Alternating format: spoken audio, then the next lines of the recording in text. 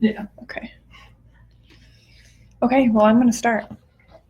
Okay, so if you have not watched Effective Marketing Plan Part 1, you can get access to that by getting a hold of us at office@tmhbusiness.com or just messaging us on our page here, and Laura will get you access to the previous recordings as well as other live classes that we've done. So we have a few late people. I'm guessing it's because it's 35 beautiful degrees outside. Laura and I would also like to be outside, but we are not. We are inside. So let's get started. And this recording, if you're jumping in late or if you have to leave partway through, we're going to leave it up available on Facebook. We'll also put it on YouTube. We'll have access to it on our online platform as well. And don't worry if you can't stay for the whole thing.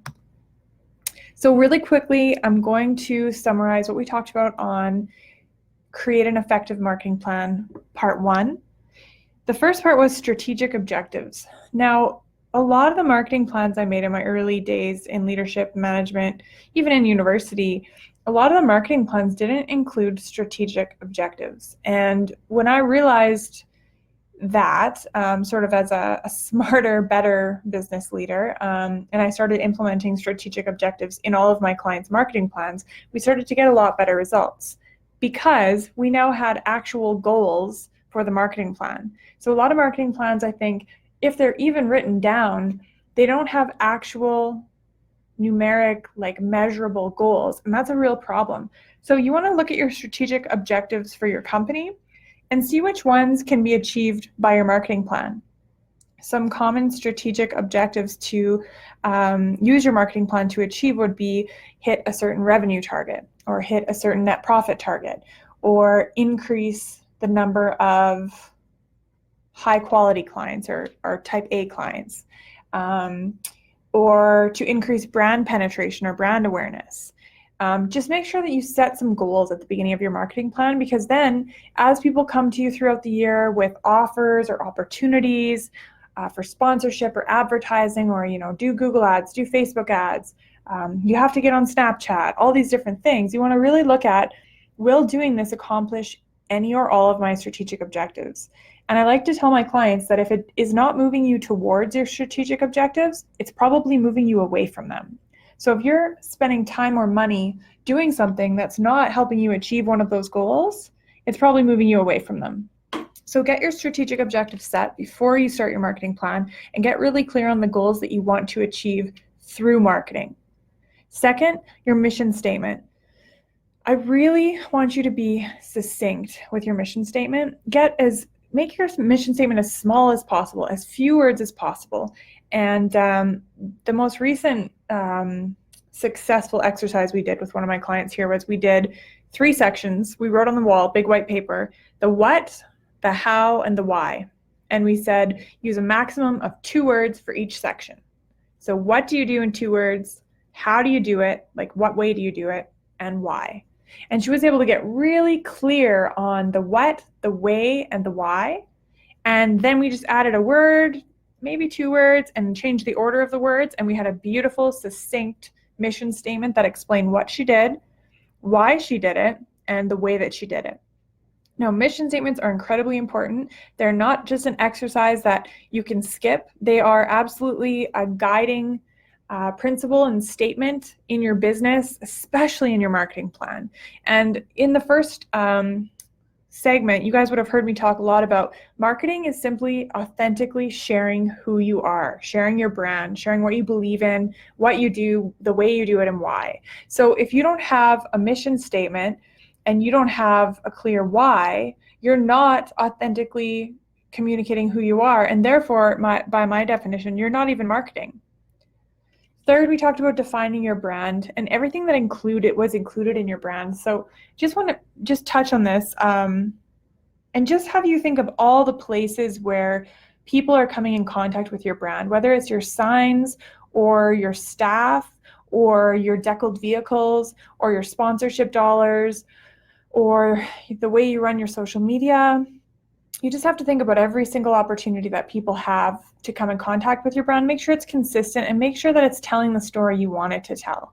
There have been some really bad examples of customers experiencing a certain brand in a certain way that the owner definitely did not intend for people to experience their brand. So one of the examples we had in the past was one of the vans from a local heating and air conditioning company pretty much ran down a homeless person trying to cross the street. And it was like deckled, clear as day. It was branded. It was the company name all over it. And I just thought, well, that is probably the worst example of branding, I've ever seen. That's such a negative impact on the brand. So you really want to watch out for that. Make sure all possible contact with your brand within your control is positive. Analyzing your competitive environment. So we talked about doing a SWOT analysis, but also a competitive analysis where we rated the characteristics that are important to your clients and rated you against your competitors to really see where your unique selling proposition comes. And you definitely need to go back and watch the first video on this, because this is a long explanation that we won't be able to do or demonstrate on here. But basically what we're saying is we're going to find out the characteristics that are most important to your clients. We're going to put them across the top of the spreadsheet. Then we're going to put you and your competitors down the first column of the spreadsheet on the left. And then we're going to go across and give each person a rating for each characteristic to see where you stand out.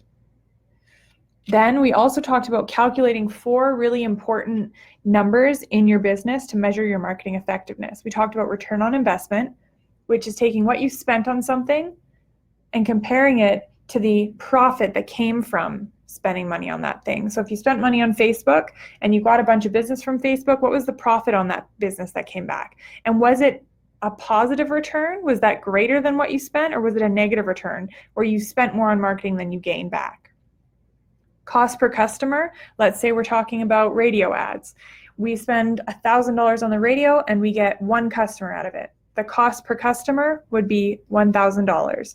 You have to decide if that's worth it. Depends what your average spend is, depends what your average lifetime customer value is, but that's how you calculate cost per customer. And then same cost per lead. We want to be tracking where all of our leads come from, for sure, and then calculating the cost of those leads. So if we do Google ads and we get 100 leads and we spent $100, we're only paying $1 per lead. So in most businesses, that's probably pretty great, unless you're selling a product that's like less than $1. But you want to calculate return on investment, cost per customer, cost per lead, and finally conversion rate. So conversion rate is calculated by taking the number of new clients you got divided by the total number of leads you had. And I like to separate this for lead source. So if we're talking about leads and clients from radio advertising, if we got 2 new clients that heard about us on the radio, out of a total 10 leads who heard about us on the radio, we only converted 20% of the radio leads. Whereas if we got 100 leads from Facebook and 50 of them became clients, we have a 50% conversion rate on Facebook. Now, if the cost per lead, cost per customer, and return on investment are also better on Facebook, then I'd say we stop doing radio ads and do Facebook. So I know that's a lot of information, but again, if you access the last course, and you'll get a worksheet with it too, it will be really easy for you guys to calculate this in your business, and make sure you calculate all 4.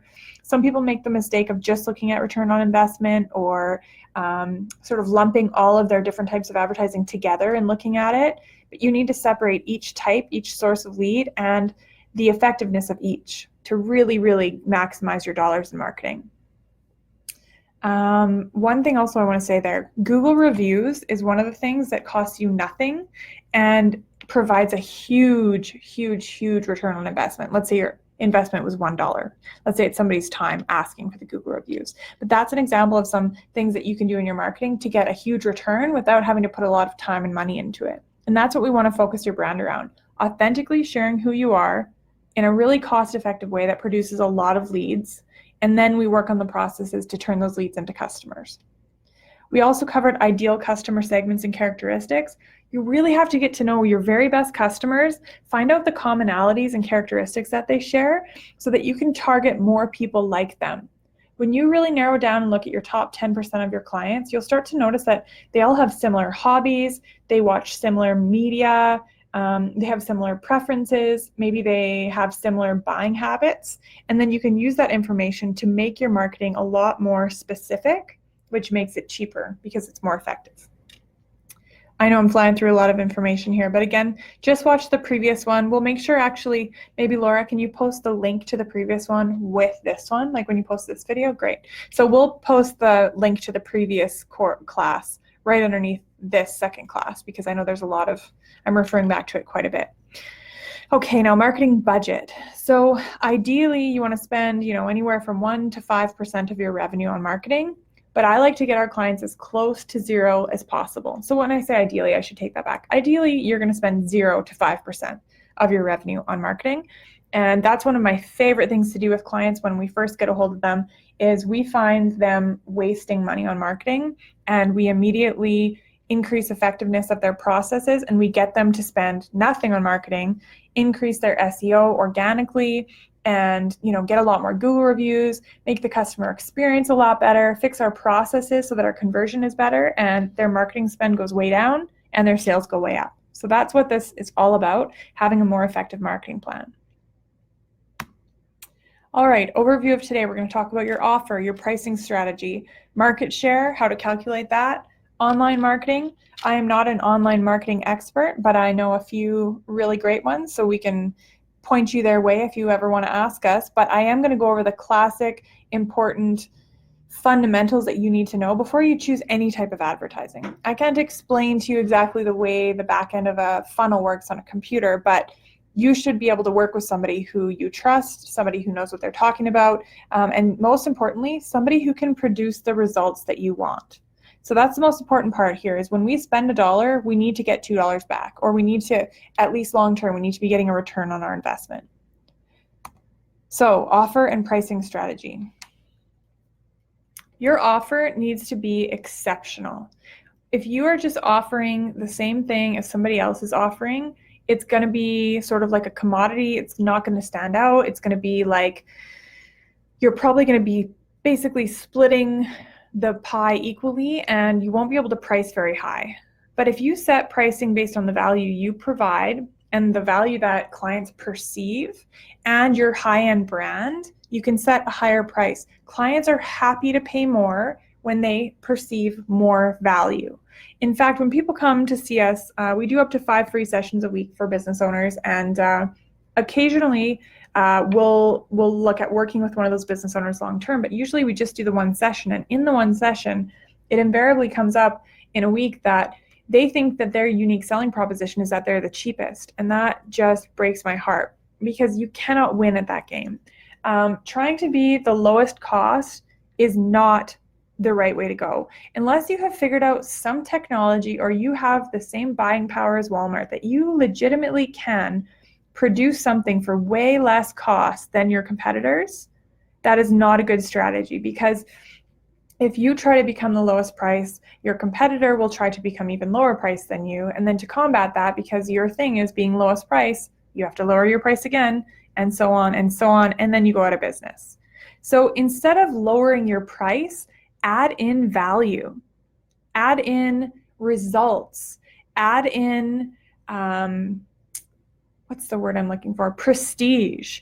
Increase the intrinsic value in addition to the practical value, because everyone's product or service has practical value. So if you're selling a chair and other people sell chairs, you really have to work on the value and the intrinsic value, like how people are going to feel in this chair, what it's going to mean about them, how it's going to be, prestigious, and also all the extra results that they're going to get and the good feelings they're going to feel.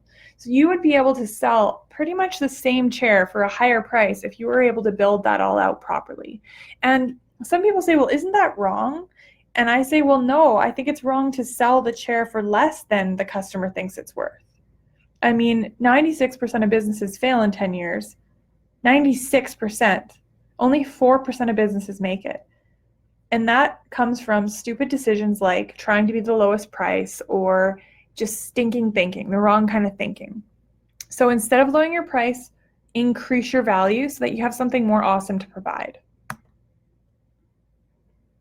Website plan. Okay, Everyone wants to talk about websites. And you know what I think is even more important than website right now? Your Google listing. Make sure you have claimed your Google business listing online. You have to have ownership of that, and you should have it optimized. So make sure you have, nice new photos on there. Make sure all the information is correct.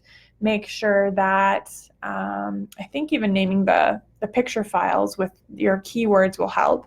But the best way to optimize your Google listing is also to have a great website attached to it. So on your website, we want to make sure that it's clean, easy, obvious, and simple. Don't have it be cluttered or confusing.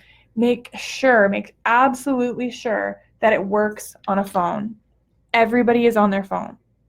Okay, almost everybody's on their phone. But if your website isn't beautifully working on a mobile device, you're in big trouble. So make sure it's mobile friendly. Obviously, it should reflect your brand.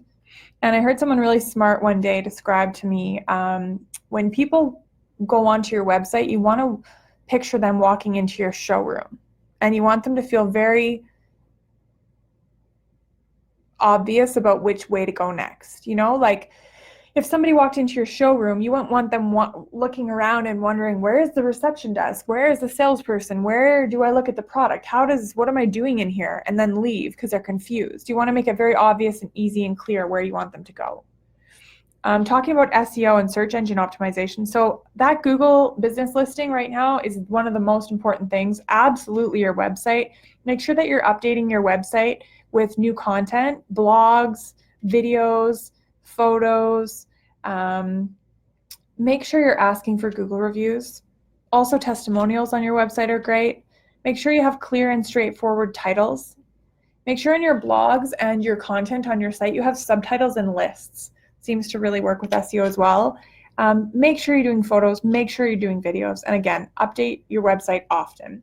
But I cannot stress enough, the most effective tool in every single business we've worked with in the last 5 years has been to have a lot of great Google reviews. And the only way to get great Google reviews is to deliver exceptional products and services and an exceptional customer experience, and then ask for the Google reviews. Don't cheat, don't have a contest, don't incentivize them. Google does not allow that. Even if your competition is cheating, like my clients told me today, just don't look at their page. Do it right. And just, like I said, deliver exceptional service, then ask for a Google review, and do it with every client. Because those Google reviews are absolute gold. So here is a message that we use, or we recommend our clients use, and you can totally borrow it.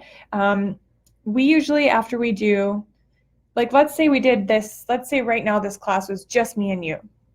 And just me and you, Laura. And after the class, I sent you an email and I said, oh, I'm so glad you enjoyed the class. I was so happy to deliver that to you. And I was wondering, if you think I deserve a 5-star Google review, could you please click here and leave your comments? Now, you want people to leave comments because otherwise the SEO bots don't count the reviews. So you need reviews with comments, not just 5 stars and blank. If you think we deserve anything less than 5 stars, please reply to this email and let us know how we can improve. So we like to provide 2 outlets for people. 1, if you're really happy, click on our Google link and leave us a review with comments. But 2, if you're not happy, please reply to the email and let us know how we can improve so we can make things better immediately, because the last thing you want is a negative Google review. That's, it's not the end of the world. If you do get a negative Google review, then you have an opportunity to go on there and be authentically who you are and stay on brand and respond in the way that you would respond if you were living your mission statement and your culture statements. And honestly, you just can't keep everybody happy. So occasionally you might get a negative Google review, but honestly, just think of it as an opportunity to apologize, take ownership, and show who you really are. And oftentimes those people turn into customers or fans, or they just delete their review. Or worst case scenario, they leave it up, but we also get to see your awesome response and the public thinks, oh, look at this great company. Look at how they handled this. That's so wonderful. So negative review is not the end of the world. Social media plan. So this is one of the things that, it changes a lot. Like there's constantly new platforms you can be a part of. I can only speak to really can't speak directly about any of my clients because of confidentiality, but we can speak about our online business. We've chosen to focus on Facebook, LinkedIn, and Instagram. So really, I'm not sure any company could possibly do a really, really great job at more than 3. And I think our plan is after a couple of months to notice which 2 are the most effective and shut down one of them. I guess we're actually doing YouTube too, aren't we? Yeah, so we're doing 4. But I don't know about you, but I don't feel like we're doing great at all 4 of them. I mean, sometimes somebody tells me, "Oh yeah, I checked you out on YouTube," and I think, shoot, I haven't looked at YouTube in gosh knows how long. Thank goodness someone's looking at it here, though, I think. But you really want to choose those platforms that reflect your target demographic. So back to the ideal client target market segment. I think I added a word there, sorry. But the people that you want to serve, your ideal clients, how old are they? Google which social media platforms do 45-year-olds most use. All the statistics are available online. You could not be alive in a better time to learn things. If you ever say, "I don't know" in my presence, it makes me very sad because you could know, because you could just Google it. So choose platforms to reflect your target demographic. So look at your ideal clients, look at the top 10% and find out how old they are. And ask them what social media they're on, because they might just tell you.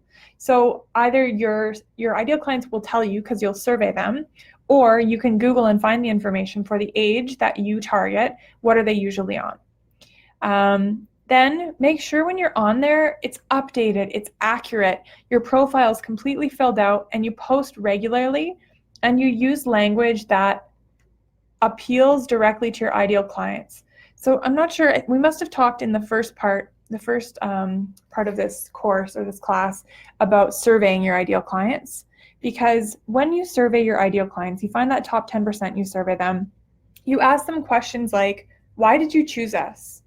Or why do you continue to choose us? Or what do you look for in a company like ours? And then I want you to take the most commonly used language and words from those surveys and put it in your posts. So for the longest time, when I first started my business 5 years ago, I used to constantly talk about decrease your stress and increase your profits. Increase your profits and decrease your stress, because that was my experience in running businesses, that I would see business owners feeling stressed out and not having enough profit. So I figured, well, those are the 2 problems I need to solve. And so I talked about that a lot, and I got some customers. I didn't get a lot of ideal customers, but when I started to get more ideal customers down the road and I started to interview them, they told me things like, the most important part of coaching is accountability. The most important part of coaching with you is how much you care. The most important part of coaching with you are the results. The most important part of coaching with you are how happy my staff is now, how low my turnover is, how much my profit margin has increased, how much my sales have increased. So we started to use language from them in our posts instead of just language that I made up or thought was right.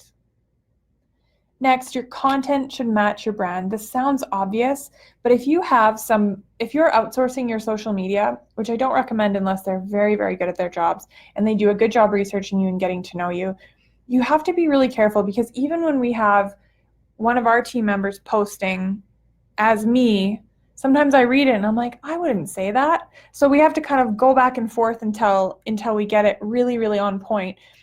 You need to make sure that everything that's posted matches your brand. So this means that if we have a certain stance on one issue, we never post the opposing stance. This means that it should be in the same colors. It should be in the same tone. It should be recognizable that, oh yeah, that's Kelly Ray's brand, or that's TMH brand. Link social media posts to your website. So sometimes people have feeds going onto their website, like most recent Facebook post, recent tweets. Can you get Instagram stories put onto your website? I bet there's a widget for that. Create social media policies and guidelines. This is a really important one. You have to give people policies and procedures for everything. One of my clients said today, well, I don't want her to think that I think she's a baby. And I'm like, well, I don't think she's going to think that either. But not having a procedure for something is a stupid and unnecessary risk. Creating procedures is largely about risk mitigation in your business. So around your social media policies and guidelines, anyone who has access to your social media needs to have a copy of your social media policy or guidelines. This means that you tell them, here's our brand, here's our culture statements, here's our mission statement, you know us, don't ever swear. If somebody says something rude to us, do not defend yourself, simply apologize. You want to have all the rules on there for how you would reply. Because I've seen some really, really, really terrible things happen when employees are just going wild and free on social media pages. Um, there are a lot of franchises, especially in Canada, that revoke access to their own social media now. So the franchisees can't even access their Facebook pages. It's all run from a head office because they've had instances where, heck, we've had an instance in this neighborhood where someone wrote a negative Google review and the owner went on there and started arguing with him. And so, just be careful. Have some social media policies and guidelines, even for yourself. I mean, even if rule number 1 is don't respond when emotional, think it through. Keep up to date with trends and technology. So for me, this is not my strong suit. I need somebody like on my team keeping their nose to maybe not their nose, but keeping abreast of the new technology, the new platforms, the new things that are coming out, and watching the trends, because I'm busy doing what my most valuable activities are, doing these live classes, working with clients, and doing online courses. But for me to sit around and research what social media platform I think might be big next for my industry, that's not my best use of my time, but somebody had better be doing it. Otherwise, we're just going to constantly be behind. And then, some people who got really, really, really, really, really huge on Facebook really fast, they got on it at the right time. And so if you can keep your eye out and watch for the next big thing to come, I think right now what I'm hearing a lot of is mostly it's Instagram stories is where most of the opportunity is. But if you're staying abreast of all of that, you should be able to catch the next wave, or at least sort of get on halfway instead of, now, where Facebook is sort of plateaued and it's going down, because it's pretty hard to grow a Facebook page nowadays. Know the rules. So this is mostly, I'm talking about Google reviews. Google has rules about incentivizing reviews. You're not allowed to pay someone to give you a review. You're not allowed to enter them in a draw. You're not allowed to give them a plant. You're not allowed to buy them lunch. They have to be legitimate, authentic, true reviews. And I know sometimes your competitors cheat. I've seen it a million times. People give away an iPad for a review. They do like a contest for a review. So many things. But you know what? The truth is, if you're going to be in business, you have to play by the rules. And the rules are for Google reviews and Facebook reviews, you can't incentivize them. So just don't. It's not worth it. It's like anything in business. If you want to be in business, play by the rules. And trust me, doing the right thing always works out for you in the end. It never pays to try to cheat in business. I could say so much more about that, but we're only talking about marketing. Okay, flying through here. Email marketing. So you have to be emailing people.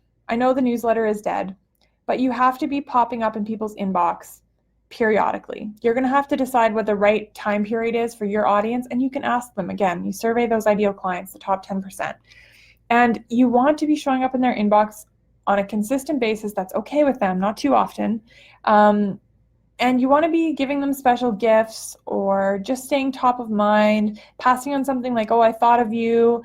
For us, we do every single Monday, we do actionable business tips that people can take into their business that week and make an improvement that week. And people love those. We get great feedback on those. We barely ever get any unsubscribes. So we're going to keep doing those because we're getting good feedback on them. You have to be really careful with this, because when people give you their email, I don't know about you, but nowadays I get asked for an email about 30 times a day. So you need to really take that as a gift when someone gives you their email, and don't disrespect it. Only send them things they want. The other thing that I love using email marketing for is, if you haven't seen a client in a long time and you want to know why, send them an email that says, we want you back. Or, depending on your brand, you could get really cute about it and be like, why are we in the doghouse, or whatever. Make sure it's on brand. But you might say, we miss you. And in the email, it might say, really quick couple lines, we'd love to offer you a $100 gift card towards your next service if you'd like to come back and try us again.